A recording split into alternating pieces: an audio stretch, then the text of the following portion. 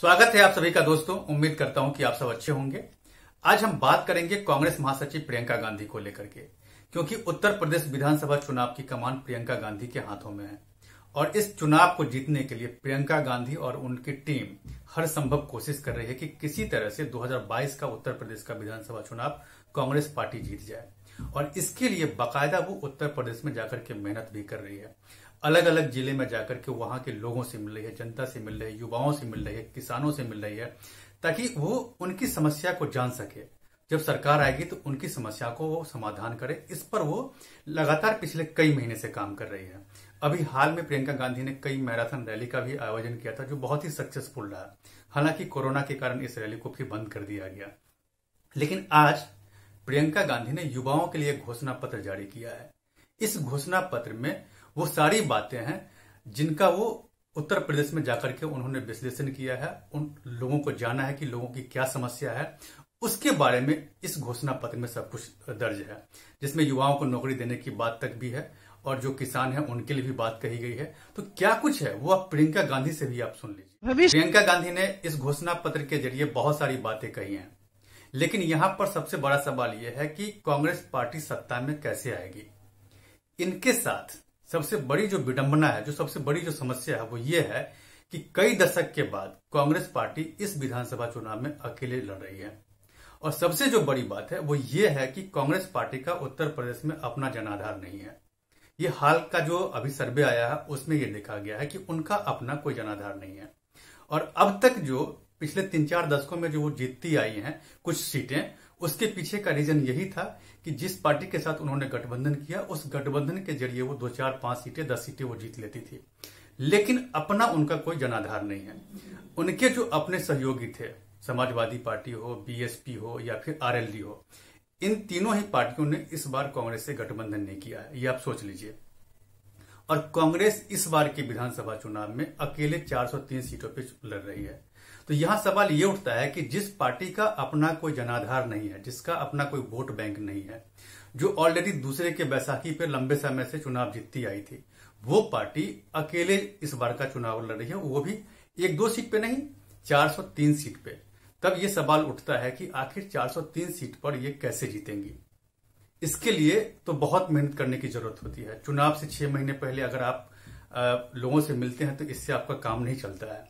लेकिन कांग्रेस पार्टी के साथ ये विडंबना है कि कांग्रेस पार्टी जब चुनाव का अनाउंसमेंट होता है उसके ठीक 1-2 महीने पहले से वो मेहनत करना शुरू कर देती है। और जनता भी जानती है कि उनको क्या करना है, किसको वोट देना है, कौन उनके बीच आता है। तो ये चीज यहाँ पर कांग्रेस पार्टी के लिए सबसे बड़ी समस्या है। इनके सारे जो सहयोगी पार्टी थे, वो सारे सहयोगी पार्टी इस बार उनको छोड़ करके अलग जा चुके हैं। अब सबसे बड़ा सवाल प्रियंका गांधी को लेकर के है। प्रियंका गांधी को लेकर के ये नाक का सवाल इसलिए भी कि वो उत्तर प्रदेश जैसा बड़ा स्टेट, जिसमें वो अपने दम पर वो चुनाव लड़ने की वो लड़ रही हैं और इसके लिए बाकायदा वो मेहनत भी कर रही है, इसमें कोई दो राय नहीं है। उन्होंने उत्तर प्रदेश के अलग अलग जिले में जाकर के वहां की जनता से, वहां के युवाओं से, वहां के किसानों से मुलाकात भी की है। लेकिन ये मुलाकात उनके वोट बैंक में तब्दील होगा कि नहीं, ये सबसे बड़ा सवाल है। अभी हाल में जो उन्होंने मैराथन रैली का आयोजन किया था, जिसमें 18 साल से ऊपर की लड़कियां उन्होंने शिरकत की थी, इस पर उनका कितना भरोसा है। 40% की बात करती है। ये 40% वोट क्या कांग्रेस पार्टी को मिलेगा, ये सबसे बड़ा सवाल है। इसको लेकर के सबसे बड़ी बात है कि जो इसमें वो कांग्रेस पार्टी कहां तक उनको सफलता मिलेगी, ये इस पर जितने भी राजनीतिक एक्सपर्ट हैं उनका यही कहना है कि कांग्रेस पार्टी चाहे जितने लोगों से भी मिली हो, ये वोट बैंक में तब्दील होगा या नहीं, इस पर जो है सो बहुत ही संभावना कम है। अभी देखिए, आज जो उन्होंने युवा घोषणा पत्र जो उन्होंने जारी किया, उनसे एक सवाल किया गया था कि कांग्रेस पार्टी का चेहरा कौन है। तो प्रियंका गांधी क्या कहती है, आप खुद सुन लीजिए। को किसी और का चेहरा दिख रहा है जी यूपी में कांग्रेस पार्टी की तरफ से? जी, तो फिर तो आप ही चेहरा है, मतलब अब दिख तो रहा है ना सब जगह मेरा चेहरा। जी, ठीक है। प्रियंका गांधी ने तो साफ साफ कह दिया कि उनके सिवाय कोई चेहरा नहीं है। लेकिन यहां पर एक सवाल है जो विपक्षी पार्टियां जरूर उठाएगी, क्योंकि विपक्ष में जितनी भी पार्टियां हैं जो इस बार चुनाव लड़ रही है अकेले या फिर किसी के गठबंधन में, सबका अपना अपना चेहरा है। बीजेपी का अपना चेहरा है योगी आदित्यनाथ, जो ऑलरेडी राज्य के सीएम रह चुके हैं और दूसरी बार भी बीजेपी ने उन्हीं पे भरोसा जताया है। और अगर पार्टी जीतती है तो योगी आदित्यनाथ राज्य के मुख्यमंत्री बनेंगे। समाजवादी पार्टी के साथ जितनी भी पार्टी ने गठबंधन किया है वहां पर भी एकदम तस्वीर साफ है कि अगर ये गठबंधन सत्ता में आती है तो अखिलेश यादव राज्य के मुख्यमंत्री बनेंगे। उसके बाद बीएसपी अकेले इस बार चुनाव लड़ रही है, लेकिन बीएसपी में भी बहुत क्लियर है कि अगर बीएसपी सत्ता में आती है तो मायावती राज्य की मुख्यमंत्री बनेगी। लेकिन कांग्रेस के लिए क्लियर नहीं है। प्रियंका गांधी ने खुद कह दिया है कि मेरे सिवाय कोई चेहरा नहीं है। तो इसका मतलब है कि प्रियंका गांधी को चुनाव लड़ना चाहिए, लेकिन प्रियंका गांधी राज्य की 403 सीट है, लेकिन किसी भी सीट से वो चुनाव नहीं लड़ रही है। इसको लेकर के विपक्षी जितनी भी पार्टियां हैं वो सवाल खड़ा जरूर करेगी कि आप कहते हैं कि मतलब कोई छोटा मोटा चुनाव आप लड़ेंगे नहीं, और आप ये भी कहते हैं कि जो पार्टी का चेहरा आप ही हैं और आप ही के चेहरे पे इस बार चुनाव लड़ा जाएगा। तो ये सबसे बड़ा सवाल है कि वो आखिर कहना क्या चाहती है।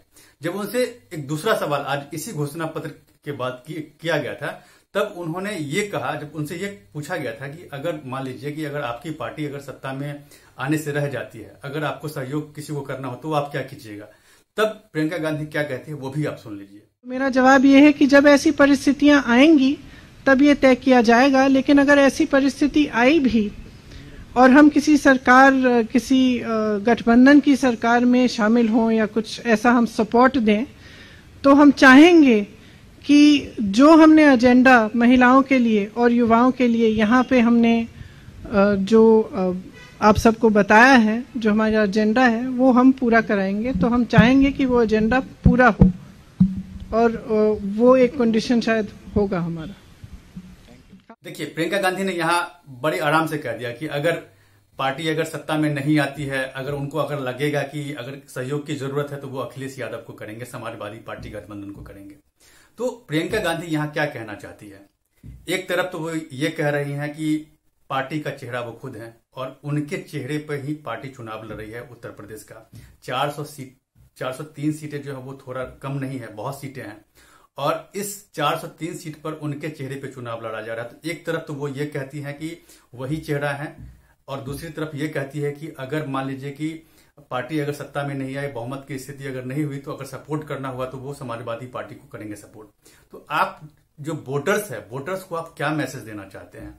वोटर्स तो ये समझेगा ना कि कांग्रेस पार्टी पहले ही सरेंडर कर दी, उनके पास अपना कोई वोट बैंक नहीं है, और उनको अभी से लग रहा है कि उनको सीटें नहीं मिलेंगी इतनी कि वो राज्य में सत्ता में आए। तो वो सोच रहे हैं कि जो बाद में हम समाजवादी पार्टी को समर्थन कर देंगे। तो इससे बेहतर है कि कांग्रेस को वोट दे, इससे अच्छा है कि हम समाजवादी पार्टी को वोट दे दे। तो प्रियंका गांधी यहां पर दोनों बात कर रही है कि मतलब पार्टी का चेहरा भी है और दूसरी तरफ ये कर रही है कि समाजवादी पार्टी को भी वो समर्थन दे देगी। तो यहां पर प्रियंका गांधी कहीं ना कहीं चूक रही है। उनको भी अंदर अंदर कहीं ना कहीं ये एहसास हो रहा है कि पार्टी उतना अच्छा परफॉर्म नहीं कर पाएगी जितना वो उम्मीद कर रही है, और इस सारे मामले पर बीजेपी ने कटाक्ष कर दिया है। अब सुनिए कि बीजेपी क्या कर रही है। लेकिन न तो कांग्रेस का कोई प्रवक्ता कह रहा है कि प्रियंका जी को सीएम बनाना है, न ब्लॉक अध्यक्ष कह रहा है, और खुद ही प्रियंका जी कह रही हैं मैं हूं ना। लेकिन सीएम बनने के लिए संख्या बल चाहिए होता है। ये मधु कौड़ा की कहानी अलग थी कि एक एमएलए था और बन गया था, लेकिन कांग्रेस को सीट आने वाली है 0। अगर एक सीट भी आए तो बात हो, यहां तो सीट ही नहीं आने वाली है। प्रियंका जी खुद ही चुनाव नहीं लड़ रही हैं, और ख्वाब अगर वो पाल रही तो अच्छी बात है, ख्वाब देखने से कौन रोक। तो आपने सुना बीजेपी ने क्या कहा। ये साफ है कि बीजेपी ने जो कहा है वो बात बहुत ही सही है, और यहां पर कांग्रेस पार्टी को और प्रियंका गांधी को गंभीरता से सोचना पड़ेगा कि इस तरह की बात करने से पहले उसका परिणाम क्या होगा उसके बारे में उनको सोचना चाहिए। और उनको सबसे ज्यादा जरूरी है कि मेहनत करना। अगर वो 403 सीट पर अकेले चुनाव अगर कांग्रेस पार्टी लड़ रही है तो उस पर फोकस रखे। अभी वो किसी भी पार्टी को गठबंधन करने की बात न करे, सपोर्ट करने की बात न करेगा। आमतौर पर ऐसी कोई भी राजनीतिक पार्टी नहीं करती है। अगर वो अकेले भी होती है तो फुल कॉन्फिडेंस में बोलती है कि हम सारी सीट पे जीत लेंगे। लेकिन प्रियंका गांधी ने पहले ही कह दिया कि जो मतलब अगर हम चुनाव में अगर मुझे ऐसी स्थिति लगी चुनाव के बाद तो हम समाजवादी पार्टी को समर्थन कर देंगे। तो ये थोड़ा सा लग रहा है कि बचकाना है, उनको इन चीजों से बचना चाहिए, क्योंकि इसी सब बातों का विपक्षी पार्टी जो है सो माइलेज ले लेती है। तो इस पर अभी लगता है कि कांग्रेस को और प्रियंका गांधी को गंभीरता से सोचना चाहिए और इस पर वर्क करना चाहिए। तो देखिए, अब 10 मार्च को इसके नतीजे आएंगे और उसके बाद ये पता चल जाएगा कि उत्तर प्रदेश की जनता किस गठबंधन को या फिर किस राजनीतिक पार्टी को वो अपना सत्ता सौंपी है। ये 10 मार्च को पता चल जाएगा। मेरी नजर इस पर बनी हुई है। आप मेरे साथ बने रहिए और अब तक अगर आपने मेरे इस YouTube चैनल को सब्सक्राइब नहीं किया है तो प्लीज इसे सब्सक्राइब कर लीजिए, इसे लाइक और शेयर जरूर कीजिए। धन्यवाद।